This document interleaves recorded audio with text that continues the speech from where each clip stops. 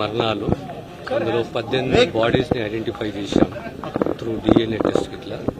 ఇంకా 18 బాడీస్ని ఐడెంటిఫై చేయాలి. అందులో ఇంకా ఒక 11 మిస్సింగ్ ఉన్నారు. ఇంకా మా ప్రయత్నం కొనసాగుతున్నది. ఈ DNA టెస్ట్ల ద్వారా ఐడెంటిఫై చేయాలని చెప్పేసి ఈ ప్రణవే కానీ పెన్షనే కానీ ధ్రువే కానీ స్టార్ హాస్పిటలే కానీ యశోద అన్ని ఇక్కడ అందరూ పేషెంట్ స్టేబుల్ ఉన్నారు. హోప్ఫుల్లీ ఇంకా ఒక 48 అవర్స్లో క్యాజువాలిటీ మొత్తం 36 ఉన్నారు. మనము ఆ తొందరపాటు మంచిది కాదు. తొందరపాటు మనిషి ఎమోషనల్ కాకూడదు. చిత్తప్రజ్ఞత ఉండాలి. కష్టకాలంలో బ్యాలెన్స్ గా పోయి ఆదుకునేసి ధర్మంగా పోయే ప్రయత్నం చేయాలి. ప్రధానంగా ఇప్పుడు సోనియా ఒక మహిళ ఉంది, 5 నెలల పాప ఉంది. ఆమె వాళ్ళ భర్తకు సీరియస్ గా ఉంది అంటూ కూడా నిన్నటి నుంచి అటు మీడియాకు కానీ అటు అధికారులకు కానీ మీతో కానీ చెప్తూ ఉంది. ఎలా ఉంది సార్ అతని పరిస్థితి? కానీ స్టేబుల్ ఉన్నది, సమయం పడుతుంది.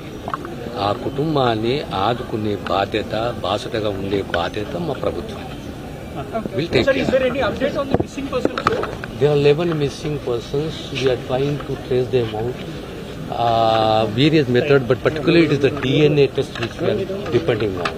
Hopefully by today evening we should be in a position to come out with a figure. There were some rumors also that some missing persons.